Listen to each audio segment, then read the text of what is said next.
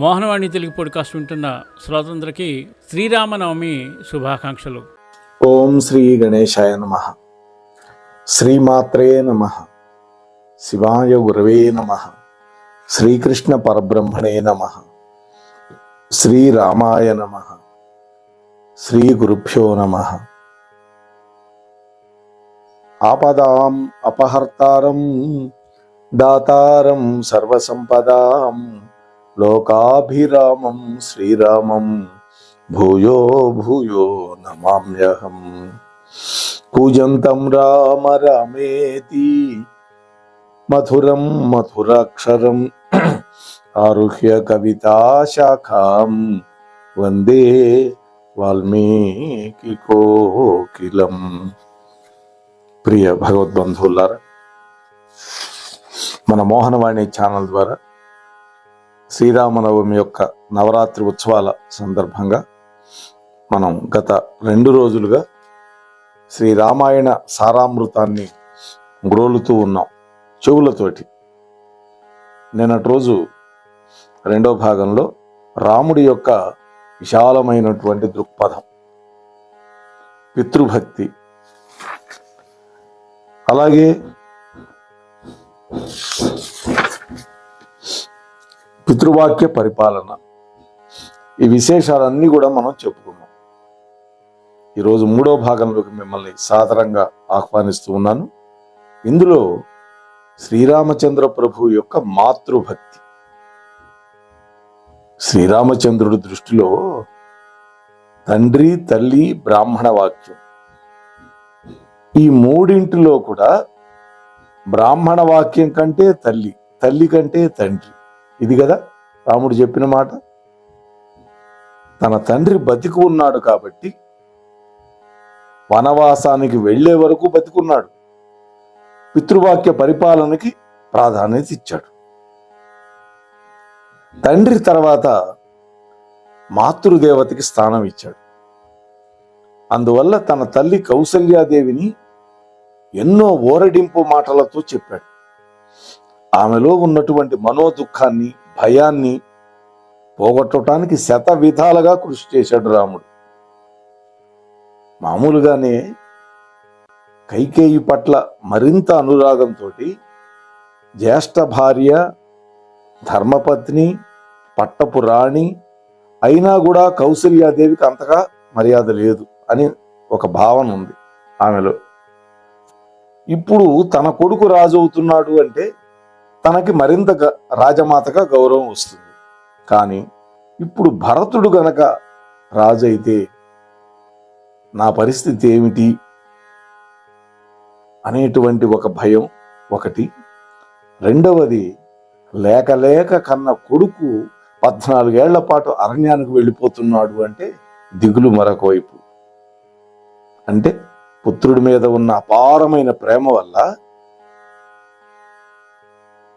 తన భర్తకి తను దగ్గరుండి చేసుకోవలసినటువంటి పనులు చేయకుండా తన వెంట అడవులకు వస్తాను, నన్ను తీసుకువెళ్ళు అని కౌసల్యాదేవి ఎన్నో విధాలుగా రాముడికి నచ్చ చెప్పడానికి ప్రయత్నించింది.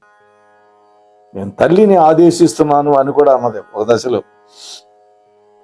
కానీ తన తల్లి ఆవేదన గ్రహించినటువంటి రాముడు మాత్రం ఆమెను తన వెంట పెట్టకే వెళ్ళటానికి అంగీకరించాలి.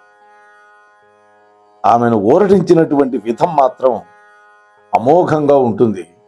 అయోధ్యకాండం పరమాద్భుతం. శ్రీరామచంద్రుడి యొక్క వనవాసం మాట వినగానే కౌసల్య మాత దుఃఖానికి తట్టుకోలేక మూర్చిపోయింది. కత్తివాటుకు పడిపోయినటువంటి అరటి బోధిలాగా పడిపోయింది అన్నాడు వాల్మీకి మహర్షి. అప్పుడు రామచంద్రుడు తన తల్లి కౌసల్యాదేవిని లేవనెత్తి ఆమె శరీరాన్ని చేత్తో నిమిరి శీతల ఉపచారాలు చేశాడు ఆ తల్లికి. వాళ్ళ అమ్మ ఏమన్నదో తెలుసా? మీ నాన్న చెప్పాడు బాగానే ఉంది, మాతృదేవో భవాన్ని నన్ను గౌరవిస్తావు కదా, మరి నా మాట కూడా గొప్పదే కదా అని మాట్లాడిందా. ఏమని? నాయనా రామా, కశ్యప ప్రజాపతి పుత్రుల్లో ఒకడు ఇంట్లోనే ఉండి నియమనిష్టాపరమైనటువంటి జీవనుడై మాతృసేవ అనేటువంటి మహాతపస్సు చేసి తత్ఫలితంగా సద్గతులు పొందాడని చరిత్ర చెబుతోంది. మన మహారాజు గౌరవపూర్వకంగా నీకు పూజ్యుడు ఏ విధంగా అవుతాడో నీ తల్లినైనటువంటి నేను కూడా నీకు పూజ్యురాలనేగా. నవమాసాలు కాదు, వాస్తవానికి 12 మాసాలు ఉన్నట్ట రాముడు తల్లి గర్భంలో. వాల్మీకి రామాయణం చెప్పే మాట, సంవత్సరం పాటు నిన్ను నా గర్భంలో మోసి కన్నాను, మరి నీకు పూజ్యురాలను కదా, అందువల్ల నీ వనవాసానికి నేను అంగీకరించను అని కౌసల్యాదేవి శ్రీరాముణ్ణి కట్టడి చేయటానికి కన్నీటి పర్యంతమై బతికిలాటం మొదలుపెట్టింది, ఆదేశించింది. భయంకరమైన శోకంతో కుమిలిపోతూ ఉన్నటువంటి నన్ను విడిచిపెట్టి నువ్వు గనక అడవులకు వెళ్ళావా నేను ప్రాయోపవేశం చేసి నా ప్రాణాలు విడిచిపెడతానంటూ. ఎందుకంటే రామా, నువ్వు ఇక్కడ లేకపోతే నేను జీవించలేను. ఒక చేపను తీసుకొచ్చి నీళ్లలో నుంచి చేపని గట్టున పడేస్తే ఏ విధంగా అయితే కాసేపటి గిలగిలా కొట్టుకొని మరణిస్తుందో, నువ్వు లేకపోతే నేను కూడా అంతేను అన్నదా. అంటే పుత్రుడి మీద ప్రేమతో ఈ మాటలు మాట్లాడింది. మరొక మాట అన్నది, కుమారా, కన్న తల్లికి దుఃఖం కలిగించడం ద్వారా అధర్మాన్ని ఆచరించి నదీనాథుడైనటువంటి సముద్రుడు లోక ప్రసిద్ధమైనటువంటి బ్రహ్మహత్య వల్ల కలిగేటటువంటి నరకయాతన గురి అయినాడు. ఆ కథను వినలేదా అని. చూడండి, తల్లికి దుఃఖం కలిగించడం ద్వారా అధర్మాన్ని ఆచరించాడు ఎవరు? సముద్రుడు. లోక ప్రసిద్ధమైన బ్రహ్మహత్య వల్ల కలిగేటటువంటి నరకయాతన గురి అయినాడు దానివల్ల. అంటే మాతృదేవికి దుఃఖం కలిగించటం బ్రహ్మహత్యా పాతకంతో సమానమైందిగా ఉన్నది. నీవు కూడా నన్ను దుఃఖాల పాలు చేసి అరణ్యాలకు వెళ్ళిపోతే సముద్రుడికి లాగా నీకు కూడా దుఃఖాలు సంభవిస్తాయి అన్నది ఇక్కడ. అలా అల్లాడిపోతూ ఉన్నది తల్లి. ఆ తల్లిని ఏ విధంగా ఊరడించాడో చూడండి రాముడు. అమ్మా, తండ్రి గారి ఆజ్ఞను జవదాటానికి నేను అశక్తుణ్ణి, నీకు శిరసా ప్రణామం చేస్తున్నాను. నేను అడవికి వెళ్ళటానికే సిద్ధంగా ఉన్నాను, దయతోటి అనుమతించు అన్నాడు అని రాముడు అన్నాడు. ఈ విధంగా అంటూ ఒక ఉదంతం చెప్పాడు. ఖండు అనేటువంటి ఒక మహర్షి పాటించినటువంటి పితృవాక్యం వల్ల గోహత్య చేశాడు. సగరుడి యొక్క పుత్రులు తండ్రి యొక్క ఆజ్ఞను పరిపాలించడం వల్ల చివరికి ప్రాణాలే పోగొట్టుకున్నారు. జమదగ్ని కుమారుడైనటువంటి పరశురాముడు పిత్రాజ్ఞ ప్రకారం తన తల్లి అయినటువంటి రేణుకాదేవి శిరస్సునే గండ్రగొడ్డలతో నరికి పారేశాడు. కాబట్టి నేనొక్కనే కాదు అమ్మా, ప్రాచీన కాలం నుండి వస్తున్నటువంటి అనూచానమైన ఆచారం ఇది. పిత్రాజ్ఞను పాటించవలసిందే ఎవడైనా సరే. తండ్రి మాటను శిరసావహించినటువంటి రోజు ధర్మ పతనం అనేది సంభవించదు. లోకంలో అమ్మా, పురుషార్థాలలో ధర్మానికి అగ్రస్థానం ఇచ్చారు. సత్యానికి ధర్మమే ఆధారం. అత్యుత్తమమైనటువంటి ఈ పిత్రాజ్ఞ ధర్మసంపతమైనదమ్మా. ధర్మనిరతుడైనటువంటి వాడు తండ్రి, తల్లి, బ్రాహ్మణుడు ఈ ముగ్గురు ఆదేశించినటువంటి తర్వాత వాళ్ళ యొక్క ఆదేశాలను పాటించే తీరాలి. ఇది ఒక పుత్రుడి యొక్క ధర్మం. అమ్మా, నీకు కూడా ఒక ధర్మం ఉంది. నీవు కూడా భర్త ఆజ్ఞ జవదాటకూడదు, నేను తండ్రి ఆజ్ఞ జవదాటకూడదు. మనిద్దరం ఈ దేశానికి రాజైనటువంటి దశరథ మహారాజు యొక్క ఆజ్ఞ జవదాటకూడదు. ఇది ఎక్కడ కీలకమైనటువంటి పాయింట్. కాబట్టి ఇద్దరికీ ఇది అవశ్యం. కాబట్టి మనస్సును పరితాపం నుంచి ఉపశమింపజేసుకో అని బతివిలాడుకున్నాడు రాముడు. తల్లి, నీవు, నేను, వైదేహి, లక్ష్మణుడు, తల్లి సుమిత్రాదేవి నలుగురం కూడా తండ్రి గారి యొక్క ఆజ్ఞని శిరసావహించవలసిన వాళ్ళవే. తల్లి, ఇది సనాతన ధర్మం అని చెప్పాడు. తల్లి, కేవలం రాజ్యాధికారం కోసం మహాఫలస్వరూపమైనటువంటి కీర్తి ప్రతిష్టలని నేను పోగొట్టుకోలేను. అమ్మా, జీవితం క్షణభంగురం, ధర్మం మాత్రం శాశ్వతమైంది. అందువల్ల నేను అధర్మ మార్గంలో తుచ్చమైనటువంటి ఈ రాజ్య సుఖాలను కోరుకోను అని రాముడు ఖచ్చితంగా చెప్పేశాడు కౌసల్యామాతతో. ఈ విధంగా తన తల్లిని ధర్మానికి కట్టుబడి ఉండాలి అని చెప్పాడు. భార్యాధర్మాన్ని పాటించమని చెప్పాడు. క్షణికమైనటువంటి జీవితం కోసం కాదు అని జ్ఞాపకం చేశాడు రాముడు. తన తల్లి మీద అమితమైన ప్రేమ ఉన్నా కూడా తన తండ్రి యొక్క ఇతర భార్యలు కూడా తనకు తల్లితో సమానం అని సమానమైనటువంటి ప్రేమను చూపించినవాడు రాముడు. మాటలతో కాదు, చేతలతో చూపించాడు. తన తల్లికి ఇతర తల్లులకి కించిత్ కూడా భేదం కలగకుండా చూసుకున్నాడు. ఇలా ఉండడం దైవ లక్షణం కలిగినటువంటి మానవుడికి మాత్రమే సాధ్యం, కానీ అన్యులకు సాధ్యం కాదు. ఈ విషయంలో శ్రీరామచంద్ర ప్రభు ప్రపంచ ప్రజలందరికీ ఆదర్శపాత్రుడైనాడండి, మార్గదర్శుడు అయినాడు.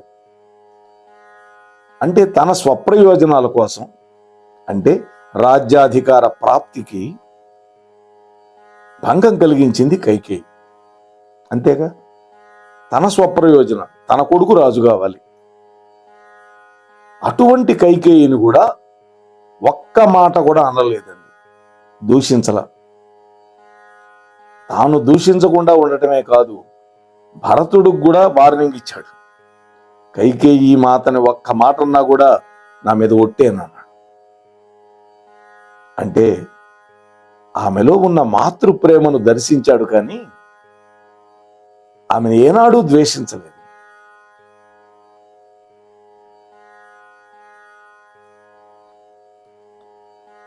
అంతేకాదు, తన తల్లిని కూడా ఊరడించాడు.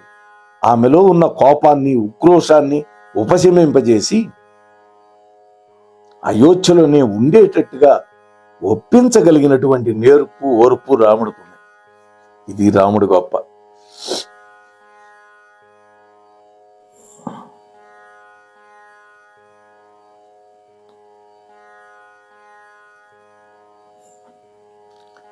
కైకేయి దగ్గరికి వెళ్ళాడు రాముడు. ఎంతసేపటికి వెళ్ళటం లేదు అని ఆమె అనుకుంటున్నది ఒక పక్క. అప్పుడు రాముడు అంటాడు, కైకామాత, నీ సమక్షంలో చెబుతున్నాను, జటాధారినై నారచీరలు ధరించి అడవులకు వెళ్తాను. ఇంక నువ్వు కోపాన్ని విడిచిపెట్టు, మా నాన్నగారి పట్ల ప్రసన్నురాలు కా అని బతిమిలాడుకున్నారు. చూశారా, తల్లి ఆగ్రహించినా కూడా తాను ఆగ్రహించకుండా, తన ప్రయోజనం భంగం ఏర్పడ్డా కూడా కైకేయిని ఏమాత్రం ఒక్క మాట కూడా అనకుండా తన యొక్క ధీరోదాత్తను ప్రకటించినటువంటి వాడు రాముడండి. తన తల్లి కౌసల్య, కైకేయి ఇద్దరు సమానమే. తనకి కించిత్ కూడా భేదభావం రాముడిలో లేదు. అందువల్లనే కైకేయిలో ఉన్న కోపం పోవాలి అనేటువంటి ఉద్దేశంతో ఆమెను శాంతపరచడం కోసం తహతహలాడిపోయినాడు రాముడు. వాల్మీకి మహర్షి తరచుగా కైకేయిని దుష్టురాలు అని పలికాడు. వాల్మీకే కాదు, అనేక పాత్రలు కూడా దుష్టురాలు అని నిందించారు. చివరికి సుమంత్రుడు, వశిష్ఠుడు, వీళ్ళు కూడా, భరతుడు కూడా. కానీ ధర్మాత్ముడైన శ్రీరాముడు కలలో కూడా ఏనాడు కైకేయిని దూషించడు. పైపెచ్చు ఆమెకు ప్రణామం చేశాడు. లక్ష్మణుడితో శ్రీరాముడు చెప్పాడు ఒక సందర్భంలో, అంటే ఈ అయోధ్య నుంచి అడవికి వెళ్లాల్సి వచ్చినటువంటి పరిస్థితుల్లో, సోదరా, నా రాజ్యాభిషేక విషయంలో కైకేయి మాత యొక్క మనస్సులో ఉన్న పరితాపాన్ని నువ్వు తొలగించాలి. ఆమెలో ఎటువంటి సందేహము విచారము లేకుండా చేయాలి. మనస్సులోని శంకల కారణంగా ఆమె దుఃఖపట్టాన్ని నేను ఒక్క క్షణం కూడా సహించలేను. అంటే ఇక్కడ లక్ష్మణస్వామి దుందుడుకు స్వభావి. ఆయన ఏదైనా కొంచెం కఠినంగా మాట్లాడితే దానివల్ల కైకేయి మాత మనస్సు బాధపడుతుందని లక్ష్మణుని హెచ్చరించాడు రాముడు. చూడండి, ఆహా ఏమి మాతృభక్తిని చూడండి. ఎంతటి సమున్నతమైనటువంటి వ్యక్తిత్వం కలిగిన వాడు, ఎంతటి మాతృభక్తి కలిగిన వాడు రామచంద్రమూర్తి. అంటే కైకేయి మనస్సులో కించిత్ కూడా సందేహం ఉండకూడదు, ఆమె క్షణకాలం కూడా బాధపడకూడదు అని తన తల్లి కాని తల్లి మీద ప్రేమ చూపించాడు. అంతేకాదు జాలి చూపించాడు, కరుణ చూపించాడు, ఆపేక్ష చూపించాడు. ఇలాంటి దివ్యమైన గుణాలు ఎవరికి సాధ్యమవుతుందో ఆలోచించండి. సృష్టిలో ఇలాంటి గుణగణాలు కలిగిన వాడు శ్రీరాముడు మాత్రమే. ఎందుకంటే దైవీ లక్షణాలు ఉన్నటువంటి దివ్య పురుషుడు కదా ఆయన.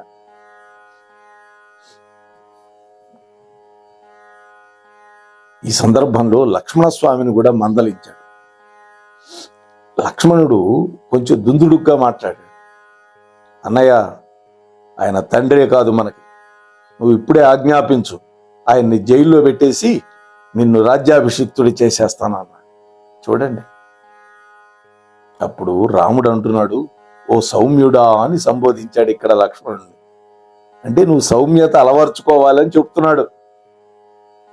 తల్లుల పట్ల నాకు ఉన్నటువంటి ప్రేమాభిమానాల్లో ఏమాత్రం హెచ్చుతగ్గులు లేవు. నాకు 3 తల్లులు సమానమే. 3 కాదు, వాళ్ళు కాక 250 మంది భార్యలు ఉన్నారు. దక్షిణ నాయకత్వం కలిగిన వాడు దశరథ మహారాజు. ఇంతవరకు వారి పట్ల నాకు ఏమాత్రం భేదబుద్ధి లేదు. అదేవిధంగా కైకేయి మాత ఇంతకు ముందు ఎన్నడూ నా పైన గాని తన కుమారుడైన భరతుడి మీద గాని భేదాన్ని చూపి ఎరగదు. వాల్మీకి మహర్షి చెప్పకపోయినా కొన్ని రామాయణాల్లో చెప్పారండి. భరతుడు ఏడుస్తూ వచ్చాట. ఎక్కడికి? కౌసల్య మాత దగ్గరికి. అమ్మా అమ్మా అమ్మా, ఈరోజు రామన్న నా కోసం ఓడిపోయినాడు అని చెప్పి ఏడ్చాట భరతుడు. రాముడు తన తమ్ముడి కోసం ఓడిపోయినాడు, తనను గెలిపించాడు. ఈ విషయం ఏడుస్తూ వచ్చి ఎవరికి చెప్పాడు? కౌసల్యకి చెప్పాడు భరతుడు. రాముడు గబగబా పరిగెత్తుకుంటూ కైకేయి దగ్గరికి వెళ్ళి, అమ్మా అమ్మా, ఇవాళ మన భరతుడు గెలిచాడు అని చెప్పాడు. చూశారా వాళ్ళ ప్రేమ? అంతేకాదండి, ఈ వరాలు కోరక ముందు రాముణ్ణి కన్నబిడ్డ కంటే ఎక్కువగా చూసింది ఆ కైకేయి మాత. లక్ష్మణ, ఈ విషయాలన్నీ నీకు తెలుసు. ఇక్కడ కైకేయి తన కుమారుడు భరతుడికి శ్రీరాముడికి ఏమాత్రం భేదభావం చూపించలేదు అంటే దాని అర్థం ఏంటి? కైకేయి ఎంతో ఉన్నతమైన మనస్సు కలిగినదైతేనే సంభవం అవుతుంది. కేవలం దేవతలు ఆమె మనస్సుని కలుషితం చేశారు వాళ్ళ పని కోసం. ఎంతో ప్రేమ చూపించేది. వాస్తవానికి రాముడికి పట్టాభిషేకం అనే వార్త మందర చెప్పగానే తన మెడలో ఉన్న విలువైనటువంటి హారం ఇచ్చింది. అది ఇసిరి కొట్టింది, రెచ్చగొట్టింది మందర. నువ్వు దాసి అవుతావు అన్నది కౌసల్యకి. అక్కడ కొట్టింది ఆమెకి దెబ్బ. నీ బిడ్డ ఏనాడు రాజు కాలేడు. ఒకవేళ రాముడు నీ కొడుకుని చంపించవచ్చు అని కూడా భయపెట్టింది. చూడండి, సాధారణంగా తన కుమారుడిలో లేని గొప్ప గుణాలు తన సవతుల యొక్క కుమారుల్లో ఉంటే ఏం చేస్తారు? గౌరవించకుండా ద్వేషిస్తూ ఉంటారు. కానీ ఇక్కడ కైకేయి శ్రీరాముడి పట్ల చూపించిన ప్రేమ అనిర్వచనీయమైంది. అటువంటి వాడు రాముడు.